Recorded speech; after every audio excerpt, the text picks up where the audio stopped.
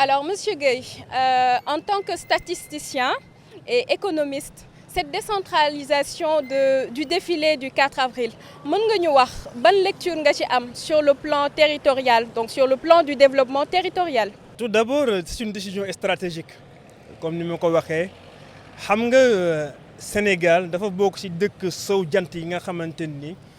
ñoom dañoo am problème mu concentration toutes les activités économiques ci benn gox bu ñu tuddee seen capitale yi. boo xool Dakar sur le plan territorial Dakar représente environ 0,3% ci territoire Sénégal yëpp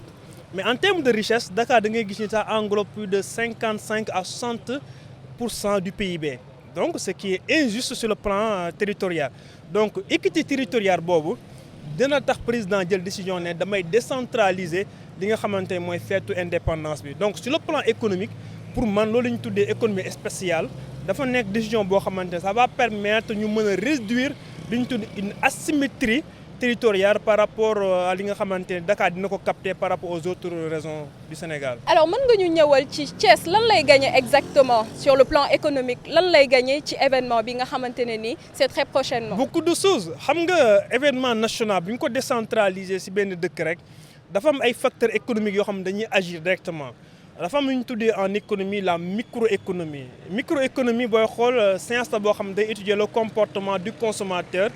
du producteur et éventuellement du marché bi nan lay fonctionner léegi bu ñu ko jëlee ci angle boobu rek da ngay gis ni impact bi day daal di immédiat parce que ñu jox ko ci wàllu exemple assez simple et quantitatif bu ñu jàppee ni ñuy ñëw ci 4 avril dañu toll ci 30 à 50 000 sénégalais visiteurs yoo xam ñoo fiy ñëw nga jàpp ñoo ñëpp kenn ku ci nekk di nga am foo dëkk hébergement di nga lekk di nga naan n'est-ce pas sa transport bu ñu jàppee ni kenn ku ci nekk yaa ngi consommer environ 15 à 25 000 impact bi dina nekk impact bu am solo ci biir Thiès parce que Thiès boo seetloo configuration économique bi dëkk la boo xamante ni artisanat dafa dox trop Thiès aussi dëkk Carrefour la bu ñu nee dëkk Carrefour dëkk la boo xamante ni dañuy jaar jàll chemin de fer bi nekk fi mu bëri ay PME donc loolu day nekk loo xamante ni lu am solo sur le plan économique donc impact boobu da nga koy sentir carrément sur li ñu tuddee des services de base la restauration le transport l'hôtellerie n'est-ce pas et les autres activités connexes. Justement Thiès tey jii bëri na ñu nga xamante ne nii ils sont dans l'informel bëri na ñoo xamante ne dañuy jaay boutique mbagg comme on dit et également ñi nga xamante ne nii ay jeunes entrepreneurs lañ mais seen entreprise développé gul noonu trop ak ñeneen ñu nga xam ne ñu ci mel ni ñuy dawal Jakarta donc yaakaar naa ne soxla nañ trop développement ci côté boobu noonu donc ñoom exactement est-ce qu'ils sont réellement concernés par cet événement ak ay apports économiques. Oui, moom laa la wax sax ils sont concernés xam nga dafa am lu ñu tuddee la proportion marginale à consommer régionale ou bien localement bu ñu ko mënee tuddee noonu mooy proportion marginale mooy li nga xamante ni day mesurer sa consommation ci sa am bu changé loolu ñu tuddee proportion marginale à consommer léegi xam nga état bu waxee ne dañ koy installer Thiès fii défilé bi dina am enveloppe bu mu jox commune de Thiès wala enveloppe bu mu jox Thiès enveloppe boobu noonu si la waa Thiès yi di injecter pour defalaat yoon yi dugal xaalis pour mën a peinturaat jekk-jekkaaral léegi loolu nag dafa am ay main-d'œuvre yu ñuy jël main-d'œuvre yooyu revenu yi ñuy jël dañ koy injecté waat ci li nga xamante ni mooy économie bi moom la benn économiste bu mag a mag tudd John Maynard Keynes moom la tuddee woon effet multiplicateur mooy revenu bi nga am da nga koy delloowaat ci askan bi ci consommation mais consommation boobu nag Thiès xam nga ni boo fi déplacé wu Jakarta man moo lay déplacé loo Thiès xam nga ni le transport dafa am solo trop Thiès xam nga ni restaurant bi ak yeneen moo tax ñu jàpp ni effet multiplicateur boobu dafay jouer rôle bu am solo ci li nga xamante mooy impact économique yi ñu xaar ci défilé bi. donc suñ la déggee bu baax défilé bii nii am na ay apport économique yu positif ci ville bu Thiès rawatina ci ñi nga xamante ne nii seen liggéey demeewul noonu trop ñi ngi ci liggéey yu ndawaan yi. Alors dañu bëggoon tuuti rek nga ñëwal ñu ci donc avec votre cabinet Gueye Consulting et Associés donc vous avez mis en place une application ñu koy woowee Indépendance Impact donc bëggoon nañu nga ñëwaatal ñu tuuti ci application boobu noonu nan ngeen di jaaree ba mesurer impact économique yi via cette application. waaw xam nga le cabinet Gueye Associés Consulting dañoo développé woon temps yii ci ginnaaw benn application bu ñu tuddee suñu impact. lu tax ñu développé woon ko jàppoon ni war nañu mën a mesurer de façon ex ante les retombées économiques yi nga xamante ni Jeux olympiques de la jeunesse dina ko am. ba président jëlee décision conseil des ministres ne dañuy décentraliser défilé bi avec mes équipes may leen nañu réfléchir maintenant si nu ñu mën a amee benn branchement boo xamante ni dañuy mesurer l'impact du défilé 4 avril Thiès impact économique bi. su boobaa dañuy sukkandiku si benn méthodologie bi moom laa la wax sànq mooy le multiplicateur keynésien. multiplicateur keynésien bi multiplicateur la boo xamante ni dañuy permettre ñu mën a xam li ñuy dugal ci xaalis ci biir Thiès yan impact la mën a am sur le plan social yan impact la mën a am sur le plan infrastructure mais aussi ban héritage la fiy bàyyi. moo tax boo xoolee indépendance impact lañ ko tuddee dañu permettre ji fekkee enveloppe bu 8 milliards la ñu dugal automatiquement si infrastructure BTP ñaata lañ fa dugal ci xaalis ban impact lay jël si wàllu emploi ñaata emploi la mën a créer. ñan aussi ñoo ci impacté wu si wàll parce que Thiès boo xoolee ñetti commune ñoo fi am na commune est commune ouest et commune nord boo xoolee commune ouest mooy commune boo xamante moo ci capté le maximum possible moom mën nañ ko def benn genre clé de répartition à hauteur de 45% boo xamante ni dina ko permettre mu mën a mesurer aussi impact bu fi mën a am sur le plan emploi. les recettes fiscales xam nga dans toute activité économique am na fiscalité boo xamante ni da ciy am. recette bi da lay permettre nga mesurer en temps réel aussi ça aussi il faut le préciser en temps réel ban recette fiscale la ñu mën a am tey jii taux de pression fiscale bi ñaata la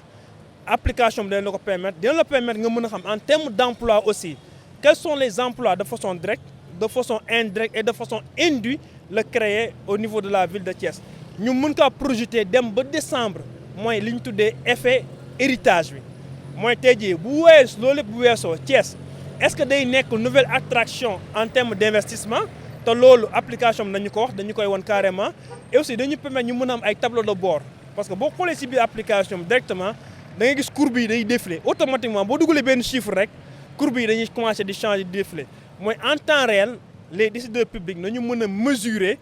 carrément l'impact de la décentralisation de la fête du 4 avril. Donc à Thiès sur le plan économique, sur le plan social et sur le plan infrastructurel. Alors cet effet amplificateur bi nga wax loolu donc loolu mooy seen bokk na ci seen ay unités de mesure pour mën a xam impact bi exactement. Oui évidemment parce que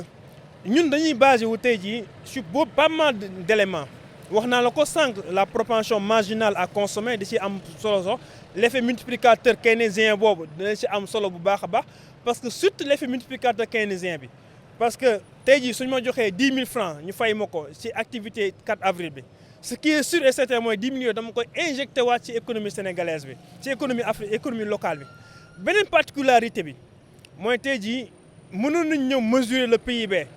ñu ne tey jii Thiès day générer 1,6 milliard de francs CFA mais est-ce que réellement les entreprises thiessoises ñoo ko créé xam nga bu ñuy defar ni ñu koy tuddee tente yi war a def fii nii. nekkul waa Thiès rek ñoo ñëw installé tente yi am na ñoo xam Dakar la ñuy jógee ñëw installé tente yi mais ñun dañoo am lu ñu tuddee le PIB corrigé boobu ci biir application bi moo lay permettre day génne carrément partie bi nga xamante ni les autres entreprises qui ne sont pas à Thiès ñoo ko créé da koy génne carrément jox ñu réellement ce que Thiès a créé à travers loolu nag dañuy def une répartition selon les communes bu ci nekk lan mooy sa partition ci création de richesse bi ak ñaata emploi nga ci créé a aussi effet bi nga xamante dina ko jouer sur le plan héritage et je précise sur le plan héritage dafa am solo trop parce que héritage bi mooy tax bu président ñibbee le 5 avril investisseurs yi dañuy mën a ñëw parce que bu leen fàttali 4 avril dañuy am projecteurs yëpp dañuy nekk Thiès ce sera une nouvelle ville boo xamante ni dina am ñu koy soog a découvrir sur le plan national international ñoo xamante ni dañu doon dégg Thiès xamuñu Thiès dañuy gis ne la capacité d'acceptation ou bien de captation bi nga xam ne Thiès am na ko day ubbi ay opportunités moo tax ma yàgg wax ni avec le défi du 4 avril Thiès ne défile pas mais Thiès day mettre l'économie sur les rails. Thiès tamit c'est une très grande ville loolu c'est connu de tous mais gis nañ ne que ne bokk na ci dëkk yi nga xamante ne ni suqalikuwul torop seen économie alors ci nan rek ngeen jàngatee loolu ba tourner ci application boobu noonu est-ce que yéen da ngeen a jàpp ne obligatoirement dëkk bu mel ni Sénégal Thiès a besoin tey jii buy accueillir événement bu mel ni mu am ay indicateurs yoo xamante ne moo leen di permettre ñu mesurer li nga xam ne mooy retombées économiques. Évidemment, parce que même bu dul Thiès même l'État du Sénégal aujourd'hui, moi je l'ai dit en réunion barka démb avec sama collaborateur, mais au-delà de Thiès, l'État du Sénégal a besoin de cette application parce que dina ko permettre su bëggee décentraliser à Kaolack ñun nañ ko mën a wax boo ko yóbboo Kaolack lii ak lii moo ci nar a am ñun nañ ko mën a wax en termes de recette fiscale lii nga ci mën a gagner en termes de recette. Donc loolu c'est important beneen avantage mooy tey jii Thiès à travers nous rapport bi nga xamante ne mën nañ ko jox le maire wala jox ko gouverneur dina ko permettre mu vendre la destination Thiès parce que Thiès ëpp la boo xamante ni capacité bi si sous-exploité Thiès dañ koy faral di wax dañuy naan Thiès doxul day raam et c'est une réalité am na ñuy naan tax boo ñëw week-end sa passe bàyyi ko buntu Thiès parce que boo ñëwee da nga koy consommer donc vide de consommation la tey jii avec cette opportunité bi nga xamante ni président jox nañu ko su fekkee ni autorités yi pare nañu pour liggéey ak ñun dans ce cadre là ñun nañ leen mën a jox des indicateurs en temps réel leur permettant de vendre la destination Thiès investisseurs yi ñëw jaaykat yi dugg ci waat Thiès nekk beneen ville boo xamante ni beneen regard lañ ci mën a am sur le plan économique. Alors suñu la déggee donc idées yi nga fi développé donc ça veut dire que ça déconstruit idées yi nga xamante ne moom la ñuy jot a dégg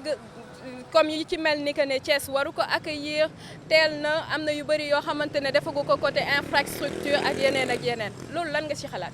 waaw xam nga nit ku nekk ak ni ngay xalaatee ak ni ngay gisee mais je pense que c'est mûrement réfléchi parce que quand le président parle il ne parle pas dans le vent. Président buy wax c'est parce que y a des équipes d'ASA yoo xamante ne jox nañ ko ay rapport wax ko ni lii faisabilité bi mën na nekk maintenant de l'autre côté Thiès est-ce que Thiès en tant que tel war na accepter affaire bi ñu jox ko si l'espace de 2 mois foofu aussi jar na taxaw seetlu man li ma gëmoon mooy pour que effet yi mën a impact bi mën a am réellement doon na nekk organisation bu ñu doon def dans 1 an si 1 an yi nañu permettre ñu mën a creuser les impacts parce que mooy permettre ñu mën a relancer les chantiers les gros chantiers parce que à l'heure actuelle dans 2 mois li ñu mën a am rek mooy réflexion mun ñoo am des gros chantiers yoo xamante ni dañuy sentir carrément l'impact surtout sur le plan des BTP dañ ko mën a sentir aujourd'hui mën nañu boole programme Independence Day bi ñu ne dañuy relancer l'usine textile bi nga xamante ne am na Thiès ñu ne dañuy relancer l'activité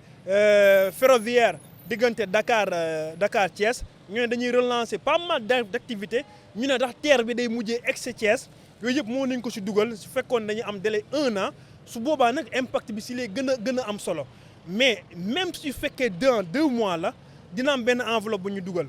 enveloppe boobu ñuy dugal day am benn effet multiplicateur et jusqu'à présent maa ngi wax effet multiplicateur parce que c'est important dans ce qu'on appelle le macro socio-économique effet multiplicateur boobu mooy indi xaalis boo dugal lu ñu tuddee 1 franc investi day générer des choses yoo xam ne dans l'économie mooy permettre nga mën a am des impacts sur beaucoup de plans. D'accord donc malgré le fait que ne tey jii nii amuñu temps bu bëri comme 1 an yi nga wax ñàkkul ne que ne dina am aussi ay impacts yu positifs comme ni nga ko waxee ci Thiès waaye dañuy ñëw rek pour finir lan nga yaakaar ne ay ci côté sur le côté social héritage bi nga xamante ne ni organisation bi dina ko léguer à la ville de Thiès. héritage bi d'abord mooy dañuy wax lu ñu tuddee éclosion entrepreneuriat et des jeunes. Événement bi moo nekk événement boo xamante ni day wane ni Thiès am na ay jeunes entrepreneurs yoo xam ils sont dynamiques mais amuñu woon chance quand même am accès à certains marchés publics événement bi nag bu ñëwee dañuy permettre ñu mën a am accès à ces marchés là d'abord éclosion boobu c'est important ñu wane seen talent sur le plan culturel xam nga Thiès c'est un peu capitale de la culture sénégalaise donc il y a beaucoup d'éléments yoo xamante ni tey jii buñ koy wax ci wàllu théâtre ci wàllu musique Thiès la fekk baax sur le plan même de l'élite la crème de la crème intellectuelle boo xoolee gouvernement bi y a beaucoup d'élites qui sont à Thiès donc Thiès dafa nekk benn carrefour boo xamante ni dafa englober pas mal de choses. Et ça devrait même se sentir lors du défilé. Évidemment donc il y a beaucoup de choses yoo xamante ni war nañ ko mën a organiser à l'intérieur de Thiès peut-être man lu may lancer comme alerte pour avant de revenir sur l'héritage mooy si wàllu doxalin bi ma gis nii gisuma une doxalin concertée. bi nga xamante tous les acteurs sont mêlés dans l'organisation il faudrait ñu mën a départir de la chose politique ñu def ko benn mbir boo xamante ne c'est les Thiessois qui reçoivent le Sénégal mooy Dakar Thiès mooy célébrer notre indépendance donc Thiès yëpp ko war a mën a sentir les 3 communes les 3 maires avec le maire de la ville de Thiès avec les autres le gouverneur war nañu mën a concerté wu am jël ay décisions yoo xam ne sont des décisions concertées pour ñu mën a gën a mesurer l'impact économique et social de ces grands événements. Maintenant en termes d'héritage c'est important parce que boo xoolee ci biir application bi pourquoi j'ai demandé qu'on fasse jusqu'en horizon de décembre parce que arrivé en avril dafa am benn pic buy am pic bi mooy le jour J en termes de consommation da ngay gis ni pic bi day augmenter boo xoolee ci biir application bi di nga gis benn courbe boo xamante ni bu ñëwee foofu day am benn pic bu mu def pic boobu noonu day wane que ni instant boobu noonu en mois d'avril parce que ñoo ngi ci mars avril consommation bi day augmenter les emplois vont augmenter le PIB va augmenter les recettes fiscales vont augmenter maintenant à travers avril maintenant da ngay gis effet héritage bi day commencer ñëw mooy liñ fi jotagum def en termes infrastructural dañuy commencer jël recettes yi nag Thiès commencer gis nag beneen gisin loolu nag pour ñu mën ko atteindre il faudra que l'autorité locale mën a xam fan la war a agir est-ce que dafa war a agir sur la consommation loolu application bi da koy wax est-ce que dafa war a agir sur les BTP est-ce que dafa war a agir sur sur les divertissements est-ce que dafa war a agir sur le BTP tous ces éléments là tableau de bord bi da la koy wax de façon claire et de en temps réel maintenant tey jii maire bu ñëwoon nee ñu man de li ma am mooy une enveloppe de 8 milliards nous on lui dit maintenant il faut entrer dans l'application 8 milliards automatiquement il a son tableau de bord en temps réel avec des interprétations faciles à comprendre qui lui permettront de prendre des décisions stratégiques pour ñu mën a am impact bi carrément. D'accord donc pour la ville de Thiès comme ni nga ko waxee rek loolu moo tax ça demande plus de concertation ci côté autorités yi ak yooyu donc la réponse elle est générale elle est claire wax nañ ci affaire économie comme ni ngeen ko déggee rek ay retombées yi nga xamante ne nii dina arranger Thiès donc li ñu ciy retenir mooy en gros Thiès gagne à organiser cet événement kon nag ni ñu koy tàmm di defee rek mooy fexe di leen wanale ak toutes les informations importantes balaa défilé bi ndax lii c'est un événement important il faut que ñu vulgariser ko ku ci nekk mën ci gis sa bopp kon dañuy tàggatoo rek ak monsieur Guèye nga wax ñu sa dernier mot. bon li ma mën a wax mooy su fekkee ni tey damay def benn simulation bu ndaw rek bu fekkee ni enveloppe bu 8 milliards la ñu am boo xamante ni injecté nañ ko ci Indépendance Day bi ñun suñu application yu ñu tuddee Indépendance Impact day wane que ni Thiès peut générer 1,6 milliard de recettes et on peut avoir 500 000 emplois directs indirects comme induits et loolu dafa nekk héritage bu am solo boo xamante c'est à pérenniser donc di inviter nos autorités quand même à mettre la dimension économique dans l'organisation c'est important pour ñu mën see tirer carrément les avantages. Merci beaucoup monsieur Guèye d'avoir répondu à notre invitation kon ñu leen di jox rek rendez-vous ci yeneen i échange ak ci yeneen i sujet merci beaucoup et restez scotchés sur notre chaîne Objectif Podcast.